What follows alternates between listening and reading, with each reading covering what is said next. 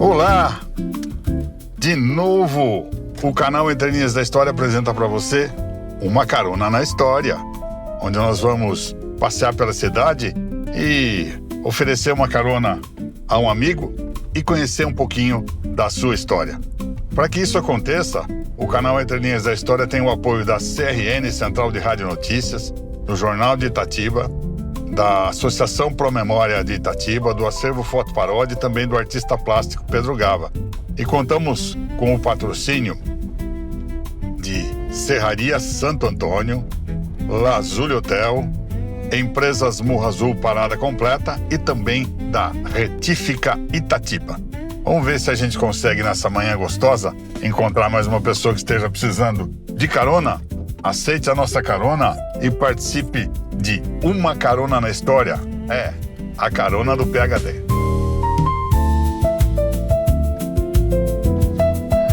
Bom dia, Zé Roberto. Bom dia, Paulo. Tudo bem? Tudo? Quer uma carona? Ah, eu aceito. Entra aí, meu filho. Como é que está? Tá bom, Zé? Tô bem. Tudo bem? Tudo em ordem? Tudo? Aproveitar que você precisa de uma carona. Sim. E a sua carona é pra onde? Ah, pro Quilombo Brotas. Você vai pra lá? For. Então vou levar você. Vamos lá. Vamos lá. Você tá na carona do PhD, viu? Sim, a carona do PhD. É Uma Carona na História. E a gente vai querer conhecer um pouquinho da sua história também, né, Zé Roberto? Sim. José Roberto Barbosa, eu quero que você se apresente. Olha lá pra nossa câmera aqui, quero que você se apresente para as pessoas conhecerem e saberem quem é o José Roberto Barbosa, que a gente chama carinhosamente de Zé Roberto. Bom, meu nome é José Roberto Barbosa, sou conhecido na cidade como Zé Roberto, né? Bom, eu... Como me identifico, né? Eu sou quilombola do Quilombo Brotas, né? Participo da comunidade, sou professor na área de História e, bom... Mas você tem mais um título, né? Qual? Professor e mestre. Eu tenho mestrado em Antropologia também. Precisa pôr o pingo nos is, né, Zé Roberto? Sim, sim. Bom, e gosto de pesquisar bastante, né? Tô tentando ver se eu consigo o doutorado. E também faço parte do Conselho de Promoção da Igualdade Racial de Itatiba. Nesse momento estou como vice-presidente. Mas você já foi presidente? Sim, eu comecei como presidente e atualmente sou vice. Presidente hoje é a Fernanda. Atualmente é a Fernanda. Eu faço parte também do conselho, representando a Secretaria de Cultura. Sim. O titular é o Ricardo Amaral e eu sou o suplente representando aí a Secretaria de Cultura. Zé Roberto, fala pra gente como é que foi a sua infância. A sua infância foi em que região da cidade, onde você estudou? Conta um pouquinho pra gente disso, que a gente possa conhecer. A minha infância foi, pelo menos eu considero, relativamente normal, né? Eu cresci em bairros, né? O meu pai é funileiro. Minha mãe, atualmente ela é artesã, ela é extremamente habilidosa. Fala o nome dos seus pais que a turma conhece. Meu pai, José Rubens Barbosa.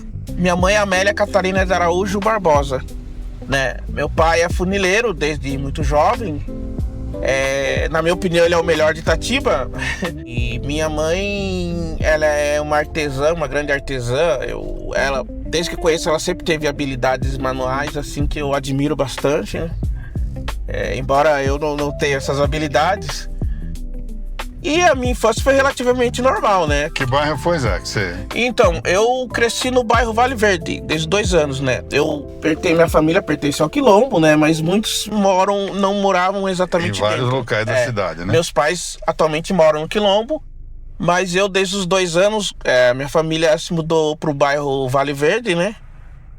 E eu cresci ali, né? É um bairro de subúrbio, né? E aquela coisa de brincar na rua, né? A rua era de paralelepípedo.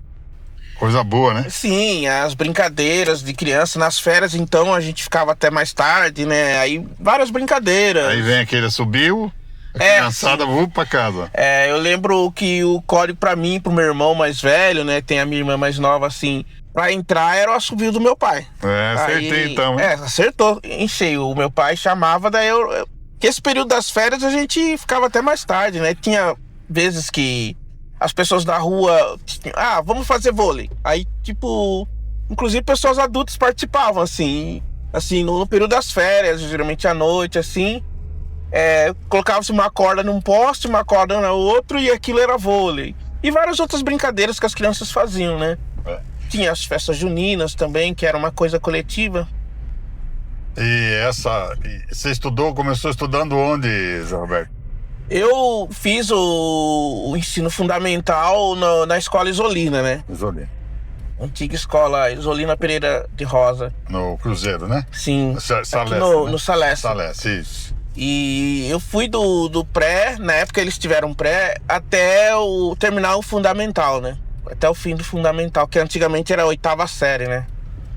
Depois foi pro ensino médio, onde foi fazer? Sim, eu fiz o ensino médio na escola Ivoni. No Ivoni. Fez mais algum curso no ensino médio ou só fez o básico mesmo, Zé Roberto? Eu fiz o básico mesmo, né? No ensino médio, né? O meu irmão já fez o ensino técnico, mas eu fui no normal do ensino médio. Você vê que nós estamos subindo aqui a antiga Rua do Comércio, né? A Benjamin Constant. Porque eu vou passar, já que é uma carona completa, né? A gente vai passar ali pela Campos Sales, no 7 de setembro, que também tem uma ligação grande, né? Com o pessoal do Quilombo, né? Sim. Os descendentes do Quilombo também moram, né? Naquela região e ajudaram a criar aí o 7 de setembro, né? A Rua Campos Sales, ela foi um marco para a população negra de Itatiba, acho que para a população de Itatiba como um todo, né? Lá tiveram alguns parentes meus que moravam e alguns que moram ainda. E foi conhecido por conta da senhora Dita Maranhão, né? Benedita de Oliveira. Sim, Benedita de Oliveira. E ela tinha esse apelido por conta do pai dela, né? Os pais dela haviam sido escravizados, né? Ela nasceu, se eu não me engano, já no ano da abolição. E aí ela teve uma grande importância para a comunidade negra em Itatiba. Também conta-se que ela foi uma cozinheira de mão cheia.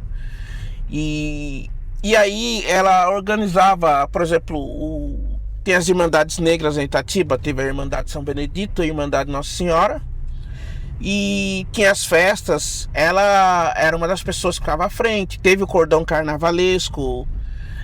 Então, tinha essa população negra. A Rua Campos Sales, ela tinha esse sentido. E ela foi continuando tendo ao longo das décadas do século XX, né? Teve o filho dela, o Zé Totico, né? Conhecido José de Oliveira.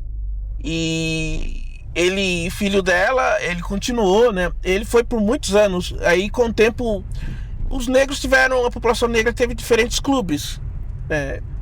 Diferentes grêmios aqui em Itatiba, até que chegou o Clube 7 de Setembro. Ele, se eu não me engano, ele surgiu na década de 50, mas a sede dele, que é atualmente aqui que a gente está passando agora, Piso Almeida. Eu vou descer, vou virar ali na frente pra gente poder ir com calma. Foi em 1970 que terminaram de construir a sede.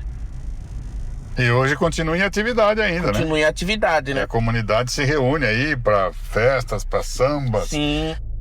Em Adita Maranhão fazia muita festa no Rosário, né? Sim, as festas no Rosário, segundo dizem, algumas duravam 2 ou 3 dias. E tinha batuque, sabe, o samba, né? E tinha que começava, a primeira parte era a parte religiosa, né? Todo mundo rezava, tinha missa. E depois eram os batuques da população negra de Itatiba. Eles acendiam a fogueira. E tinha diferentes práticas culturais da população negra. Então tinha reizado, jongo, todas essas práticas que a população negra da época fazia, né? O Zé Ângelo Gori, que é um memorialista importante da história de Itatiba, diz que alguns reverenciam os seus santos ao som do órgão e outros reverenciam os seus santos ao som do batuque. Sim. Que era o que acontecia depois da parte religiosa. A Adita Maranhão fazia as suas festas, vendia o seu pastel de carne com azeitona, aquelas coisas todas, né? É interessante, né? Nós estamos aqui entrando nesse pedacinho importante aqui da comunidade negra de Itatiba, né? Aqui é o Clube 7 de Setembro, né, Zé? Sim, sim. Aqui é o Clube 7 e aqui é onde o pessoal se reúne. Tem uma história, Zé, que gostaria que você sabe com certeza, né? Mas diziam que na lavagem de São João, na festa de São João, quem visse a sua imagem refletida no córrego viveria até a próxima festa. Você conhece essa lenda ou não? Eu já ouvi. Atualmente ele tá em reforma, né? O Clube 7 de Setembro. Como a gente sempre fala aí, viva Inhadita Maranhão. Sim. E esse espaço aqui, assim, além das memórias mais recentes, né? Porque as festas, os eventos continuam acontecendo, ele me traz ele tem uma nostalgia interessante, quase que herdada também, né? Porque eu cresci em festas aqui, feijoadas aqui no Clube 7 de Setembro, mas meus familiares frequentaram aqui, então eles são membros, né? O meu pai também é um dos membros da diretoria. Tudo batuqueiro de qualidade, né? Sim, sim. Teve a época da escola de samba, o Unidos da Campos Sales, então lá era a sede, então eu me lembro, em criança, participando disso, né? Eu era muito pequeno quando aconteciam os desfiles, eu participei, né? Mas é uma memória de infância, né? Que é muito mais recheada de emoções do que de pensamento. De responsabilidade. A emoção é muito maior, né? Então eu lembro de mim bastante novo desfilando, né? Mas são memórias, né? Isso é muito bom. Bom, você chegou até o ensino médio. Eu queria saber mais. Depois você foi para a faculdade. Sim, eu levei alguns anos. Eu cheguei a fazer uns 2 cursos antes de fazer o de história, né? Mas os outros eu comecei e não terminei. Porque eu comecei em letras, fui para psicologia, mas o que eu tinha mesmo vontade de fazer era história. Até achar o caminho certo. Sim, aí história, infelizmente, não tinha Itatiba na época, né? Então eu tive que fazer em São Paulo. Então isso já estava com 31 anos quando finalmente eu comecei o curso de história. E aí eu tive que ir em São Paulo, né? Aí teve um tempo, no primeiro semestre eu ficava indo e voltando todo dia. Eu não vi, durante a semana eu não vi o sol de Itatiba. Eu saía de madrugada, pegava um ônibus aqui fretado, ia lá. E aí, porque as minhas aulas eram na parte da manhã. E aí, só que daí eu acabava tendo que passar o dia em São Paulo. E aí eu não conseguia trabalhar e não conseguia estudar, só que eu voltava só à noite. Então eu não via durante a semana, só no final de semana que eu vi o sol de Itatiba. Aí depois eu consegui ficar morando lá. Aí ficou um pouco mais fácil, mas São Paulo é uma correria, né? Eu costumo dizer que São Paulo é bom porque tem de tudo, mas é ruim porque tem de tudo. É boa definição de São Paulo. Sim, São Paulo. E aí, assim, tinha uns colegas meus, porque na mente de imaginário de muita gente que mora nessas cidades maiores, eles acham que morar no interior, nossa, você tá morando no meio do nada. E pra mim não fazia sentido. Eles, tinha uma colega que falava, mas você não pretende ficar aqui em São Paulo? Você vai voltar para suas... Eu falei, por exemplo, eu gosto de andar pelas ruas de Itatiba. Em São Paulo, assim, é sempre caótico. É muito longe, né? Sim, dependendo você vai. Aqui você vai da sua casa para o centro da cidade em 10 minutos andando a pé. Sim, tranquilo. E lá em São Paulo eu levava 2 horas, era trem, metrô. Porque assim, se fosse para morar no centro, até dava para morar lá, mas o centro é bem caro. E para morar longe e pegar, e não importa se você vai de carro ou de transporte público, vai demorar. Sim. De carro você fica preso no trânsito. O transporte público é lotado até o teto, assim. E tem que pagar de qualquer jeito, né? E aí, eu lembro, andando aqui em Itatiba, na minha opinião, é bem mais tranquilo. Eu prefiro viver aqui, né? Eu gosto de visitar outros lugares, gosto de São Paulo, tem coisas boas, tem muitas coisas boas, mas também tinha situações muito complicadas lá da cidade grande. Não que eu esteja dizendo que é pior, mas eu não sei, eu acostumei mais com esse modo de vida, né? E aí terminou a faculdade de História. Sim, aí... Foi fazer o quê? Foi trabalhar? Foi dar aula? Eu cheguei a ser como professor substituto um tempinho, mas eu logo fui porque o meu objetivo era continuar, né? Então eu fiz um mestrado em antropologia, aí eu fui mais longe ainda. E aí eu cheguei até a sentir saudade de São Paulo, porque eu fui lá pra Curitiba, em lugar frio. Nossa, dessa época do ano aqui lá, eu morava no último andar. Você abria a janela, você ouvia o vento fazer... Imagina, né? E coisa boa lá é comida, né? Você acha comida fácil. Nós estamos passando aqui, ó, num símbolo legal, né? No pito aceso aqui. Sim. E vamos entrar na Avenida 29 de Abril. Vamos cortar um pouquinho a sua história. Conhece a história do 29 de Abril, né? Sim. Dessa avenida aqui. Quer falar pra gente? Bom, por que 29 de Abril, né? Itatiba, assim como alguns outros municípios, o processo de abolição veio algum tempo antes, né? Da abolição de nível nacional, né? De 13 de maio de 1888. No caso de Itatiba, ele veio alguns meses antes, né? A população começou a dar liberdade às pessoas escravizadas. E aí, acho que em fevereiro, se não me engano, em janeiro, fevereiro de 1888, o pessoal da Câmara Municipal, eles decidiram, não, só tinha 8 pessoas nessa condição, e falou, não, agora não vai ter mais, todo mundo liberta, né? No ano anterior, inclusive, foi em 1887, foi um ano onde eles foram libertando um grande número. Teve inclusive, no dia de Natal, né, 25 de dezembro, vários fazendeiros se reuniram e deram liberdade a mais de 1.000 pessoas. Então Itatiba ele estava nesse caminho. Então foi quando falou Itatiba está emancipado, eles resolveram fazer uma festa. E aí foram escolhidos 2 dias, 28 e 29 de abril, né? Era para ter sido alguns dias antes, só que daí eles resolveram adiar um pouco a festa para colocar 2 dias. Porque era Semana Santa. Sim. Lembra disso? Sim. A história consta lá que por causa da Semana Santa adiaram uma semana, né? Sim. E aí eles compensaram acrescentando 2 dias de comemoração, 28 e 29. A gente normalmente esquece o 28, mas é 28 e 29 de abril. Foi uma grande festa no município, né? As pessoas se reuniam na Praça da Bandeira. E aí essa data ficou como marco. Mas por que essa rua? Essa rua aqui, que é a 29 de abril, que nós passamos agora há pouco. Porque ela era uma rua, né? Onde você tinha uma grande concentração de pessoas negras, e era muito comum, muitas delas tinham o costume, na época, isso século XIX, começo do século XX, de pitar, né, com o cachimbinho, aquele...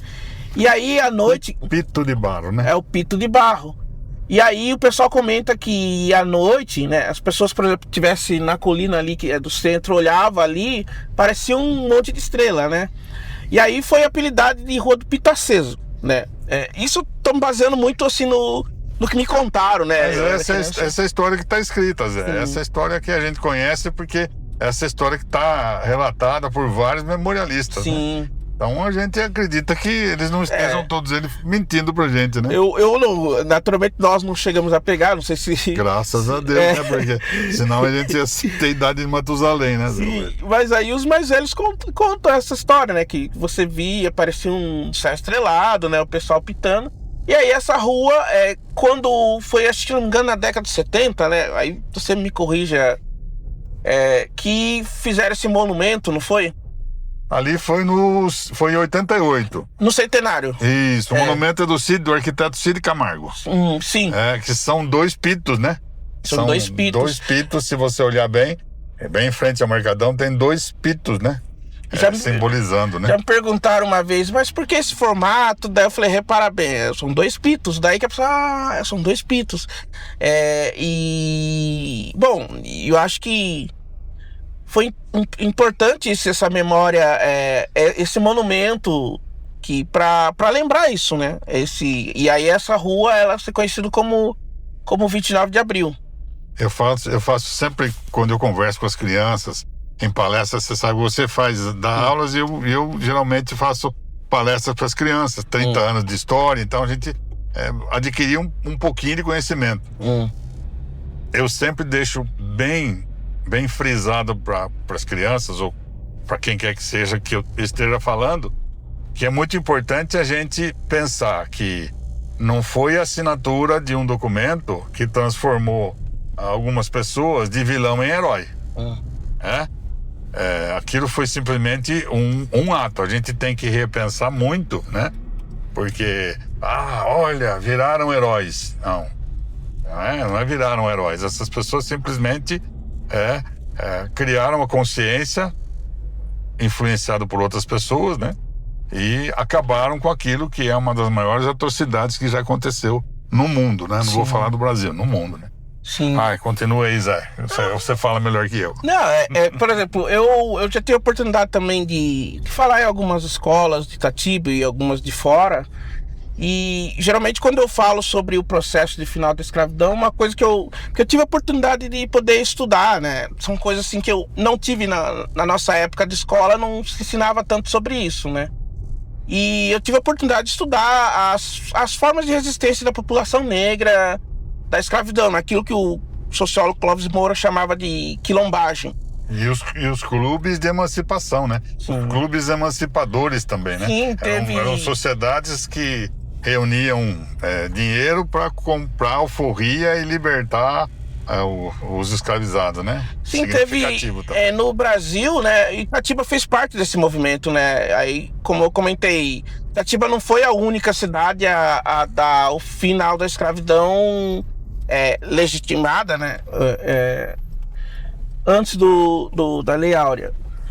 E você tinha todo um movimento que começou a se fortalecer. E aí, quando eu faço essa fala com as crianças, eu gosto sempre de lembrar, porque quando você vai estudar, você vai perceber que havia uma grande participação popular, e grande parte dessas pessoas que faziam parte desses movimentos, o movimento de quilombagem e também o abolicionismo, eram grande parte de pessoas negras. E aí, por exemplo, eu sempre gosto de ressaltar para as crianças, os seus ancestrais ajudaram a construir, porque foi um movimento popular. Como você disse, não foi um movimento, uma única pessoa assinou um papel e acabou. Houve todo um movimento popular que envolveu rebeliões, envolveu organizações. Inclusive, uma coisa que eu me diferencio do Clóvis Moura, porque ele tendia a colocar como movimentos diferentes, o abolicionismo e a quilombagem. Mas aí, nesses estudos, claro, eu não sou o único que pensa nisso, né? A gente vai vendo que boa parte das pessoas que eram dessa quilombagem, eles só fizeram parte desse movimento que depois passou a ser chamado de abolicionismo. Porque você tem as irmandades negras participando, a população negra. A resistência nas próprias senzalas. Sim, movimento de resistência. Esse movimento da quilombagem, ele definiu como quilombagem todo o movimento de resistência feito pela população negra, seja as rebeliões, as fugas para os quilombos, as organizações, né? Nós tivemos no Brasil, quando a gente vai pesquisar, tem um grande número de rebeliões, e com o tempo também eles foram indo pela via legal, como a gente tem o caso do Luiz Gama. Inclusive, o Luiz Gama é um negro que ficou muito conhecido pela sua habilidade como advogado. Ele libertou diversas pessoas, inclusive ele esteve aqui em Itatiba. Ele tinha amizade com pessoas de Jundiaí, de Itatiba, e ele teve grande importância. E aí, com o tempo, eles foram desgastando. Ao mesmo tempo que você tinha a economia do mundo se transformando, e aí começava a surgir uma certa pressão para que acabasse esse sistema de escravidão, você tinha também a população, boa parte da população se conscientizando ou continuando nessa luta que foi aos poucos desgastando. Então, com o tempo, não tinha mais, ia acabar. Tanto que depois que teve a lei do ventre livre, simplesmente sabia-se que ia acabar. A questão é que alguns achavam que tinha que ser devagar e aos poucos, e outros falaram, não dá para manter a escravidão. Acaba já. Acaba já. E então foi isso. Nós vamos passar aqui, nós estamos já no bairro do Brotas ou no bairro das Brotas? Então, depende tem gente que vai dizer das Brotas, dos Brotas, aqui na frente aqui da Igreja Nossa Senhora das Brotas. A igreja não é Capela Nossa Senhora das Brotas. Mas a capela é de Nossa Senhora das Brotas. Sim. E eu fiz uma investigação para saber o porquê das Brotas e porque aqui chama-se Brotas, né? Nós estamos chegando perto do seu destino final aqui, que você falou que vinha pro Quilombo. Mas como a história tá boa, eu vou dar um pulinho até ali na frente, vou dar uma voltinha pra gente continuar conversando. Não tem problema. Bom, Você quer saber o porquê Brotas? Já que você está falando do quilombola, dos quilombolas, das Sim. resistências, tudo, o Quilombo Brotas não deixou de ser um espaço de acolhimento e de resistência, né? Sim, ele ao longo da história dele, ele foi um espaço, assim, o Quilombo Brotas chegou na minha família em 1888, né? Meus tetras-avós eram negros que nasceram na condição de escravizados, se tornaram livres e depois eles adquiriram. Mas esse espaço, antes disso, ele já foi um local um entreposto das rotas de fuga da escravidão. Fala um pouquinho de quem começou aí o Quilombo. O que eu aprendi, em algum momento do século XIX, esse território que nós estamos aqui, ele não era muito habitado. Era conhecido como Bairro dos Lopes. Sim. Porque era lá da fazenda, próxima fazenda Tibainha, até aqui. Sim. Um bairro pequenininho, né? Essa estradinha que nós estamos, no passado, ela foi a estrada que vai para Campinas. Sim. Isso, só que era uma estrada era uma trilha no meio da mata na época. Porque boa parte do território era coberto por Mata Atlântica. E aí tinha um espaço, boa parte desse território, que ele era propriedade, segundo eu vi, de um casal. Um português, Francisco José Rodrigues, e uma indígena, a esposa dele, Rita Rodrigues. E conta-se que em algum momento eles eram comerciantes, não moravam exatamente aqui, embora eles tivessem a propriedade. Conta-se que em algum momento um negro que ficou lembrado como Negro Brotas, ele entrou em um acordo com eles e ele construiu uma capela aqui, e aqui passou a ser um entreposto das rotas de fuga, o Quilombo Brotas. O que hoje é lembrado como Quilombo Brotas. Então vinham negros que fugiam de fazendas daqui, de Campinas, da região, e ficavam um tempo aqui e depois iam para outros lugares. Alguns ficavam passando tempo aqui, né, recebendo as pessoas. Esse Negro Brotas entende-se que ele era o líder. E como era mais afastado da cidade, as pessoas não encontravam os negros que fugiam das fazendas. Não dava, porque eram colinas cobertas por mata fechada, assim.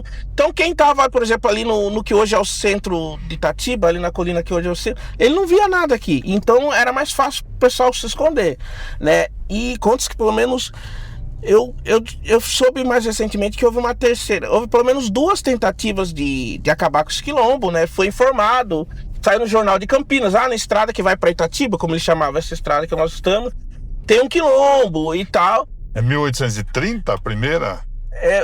Eu conheço uma de 1882 e 1886, que disseram que foram enviados soldados, mas não sei... Essa referência de 1830 você ainda não tem? Não, eu vi uma referência bem antiga, quando eu estava conversando com o pessoal do arquivo de Jundiaí, mas como não deu para mim parar para ler aquele dia, de uma coisa que está acontecendo na região aqui dos municípios da região, e eles referendam aqui Itatiba. Eu preciso ir lá e resgatar esse Se for 1830, pode ser isso. Nós não tínhamos, era aí freguesia ainda, né? Sim, ainda era freguesia. E aí, tem várias histórias do porquê que chama-se Brotas. Porque as coisas brotas, tem muita nascente. Eu acredito que era por conta da Capela Nossa Senhora das Brotas, que antes ficava dentro do território. Segundo se conta, a Rita Rodrigues, ela pediu para os negros fazerem uma capela ali. Ela ficou muito tempo dentro do território, hoje ela fica ali no espaço onde nós passamos. Ela ficava mais próximo do núcleo Afonso do Pardo. Sim, aqui no alto da colina. Isso, do que ali na Benedito Alves Barbosa Sobrinho. Depois foi transferidas para lá. Na verdade, tinha sido destruída, aí transferiram para lá, acho que foi na década de 30. Foi reconstruída ali, né? Sim, inclusive a minha tia-avó, a tia Ninha, ela conta que ela foi a primeira criança batizada lá. Ela nasceu em 32, então eu suponho que foi mais ou menos nessa época, né? Você falou da tia Ninha, cortando só um segundinho. Fica tranquilo. Eu frequentei muito, quando criança, o quilombo. Que a gente não chamava de quilombo, né? Chamava da casa da tia Lula. Sim. Porque eu convivi com uma pessoa que fez muito, né? Por todos da minha família, Tereza Martins, que nós chamávamos de Inha, né? E ela era muito amiga da tia Ninha, muito amiga da tia Lula, e do pessoal lá do Pito Aceso. Então eles se reuniam e eu era catatauzinho, vinha no colo deles e vinha aqui no Quilombo, ia lá. E conheci muito a tia Ninha, dona Ana Tereza. Acho que é o beijo estalado mais gostoso que eu ganhei na minha vida inteira. Ela sempre foi reforçada, a tia Ninha, né? Eu sinto saudade dela. Eu também sinto saudade. Ela morreu da dona Ana Tereza. 2022 e teve uma época que eu ia muito na casa dela, às vezes de domingo, pra ouvir ela contar a história. E ela ficava contando a história de coisas que ela viveu, mas da história da comunidade, do grupo familiar. E eu lembro desses tempos, assim, eu ia lá à tardezinha, assim, não todos os domingos, mas muitos domingos eu ia lá e ficava escutando ela contar a história, né? Então ela falava, você vai ficar responsável por guardar a história, né? Da família, né? Aqui é uma das entradas do Quilombo, né? Essa é uma das entradas. Uma das mais antigas, né? Antigamente tínhamos uma entrada mais... que era um portão daqueles mais antigos, né? Que era de madeira. Eu vou entrar por cima lá porque é mais fácil deixar você lá, pode ser? Sim, pode Aí ser. você continua contando um pouquinho mais da história do Quilombo pra nós. Sim. E aí, voltando à época do Negro Brotos, então teve essa capela que ela ficava ali pra cima. Eu acredito que o nome Quilombo seja por conta dessa capela. Eu fui pesquisar sobre o porquê Brotas. E aí eu descobri que em vários lugares do Brasil, inclusive o município Brotas, também não se sabia o porquê tinha esse nome Brotas, muita gente. Então tem gente que dizer, por conta das plantas, das nascentes. E aí eu fui descobrir, nessa pesquisa eu descobri que tem lá em Portugal, nós temos o distrito de Brotas e tem o culto à Nossa Senhora das Brotas. Tem toda uma história que vem lá da Idade Média, de um lavrador, um pastor que morreu uma das vacas, né? Ela atolou na lama, aí ele começou... Bom, vou ter que tirar o couro dela, vai ter que aproveitar. E quando ele cortou uma das patas, e ele tava esqueci de comentar, Brotas é o nome de uma planta medicinal que tem lá. E aí, essa vaca tava morta próxima de onde tinha um monte de brotas. Cá pra lá, Zé. Pode ser aqui pra frente. Se quiser entrar nesse campo aqui, tinha um monte de plantas de brotas ali. E aí quando ele começou, isso é o que diz a tradição lá da Idade Média. Quando ele cortou uma das patas da vaca, Nossa Senhora apareceu para ele em cima de um monte de brotas. E aí ela disse, construa aqui uma capela em meu nome. E aí, quando ela desaparece, ele olha na mão dele, onde estava a pata, tinha virado uma imagem de Nossa Senhora. E aí, ali surgiu uma capela, que hoje é uma catedral, lá em Portugal, na região de Évoré, né? Então, é por isso que tem muitos lugares do Brasil e outros lugares que foram colonizados pelos portugueses, que tem lugares com nome Brotas. Pelo menos eu acredito que... Então, e lembrando, o Francisco José Rodrigues, ele era português. Então é bem possível que ele levou uma imagem. Aí quando você vê, por exemplo, a história da cidade de Brotas, o município de Brotas, ele começou com uma capela que foi construída por uma senhora que era portuguesa. O distrito de Brotas, lá em Salvador, também começou com uma imagem Nossa Senhora das Brotas. Então eu acredito que aqui esse território é chamado de Brotas por conta disso. Claro, tem outras histórias, né? As nascentes e tal, mas... É muito legal a gente conhecer essa história mais a fundo que você contou pra gente nessa nossa carona, né? Sim. É, muito legal. Zé Roberto, você quer deixar algum recado, alguma coisa? Aproveitar que você já tá na carona do PHD, uma carona na história, né? Você já quer deixar algum recado pra criançada, pro pessoal do Quilombo, pra comunidade de Itatiba? Eu acho que pra comunidade de Itatiba, pras crianças, pra todo mundo, as pessoas que habitam Itatiba, né, olharem mais para a história do município, que assim você entende mais a sua história e a história do mundo também. Nós aqui, num papo sobre história, acompanha esse canal, ele é muito importante. Eu acredito assim que precisava ter um canal desse. E eu incentivo. A gente tem que aprender mais sobre a história do lugar que a gente vive, do chão que a gente pisa. Eu acho que isso enriquece mais a gente. Eu estudei história do mundo, história de vários lugares, mas a história da nossa terra é o que faz sentido.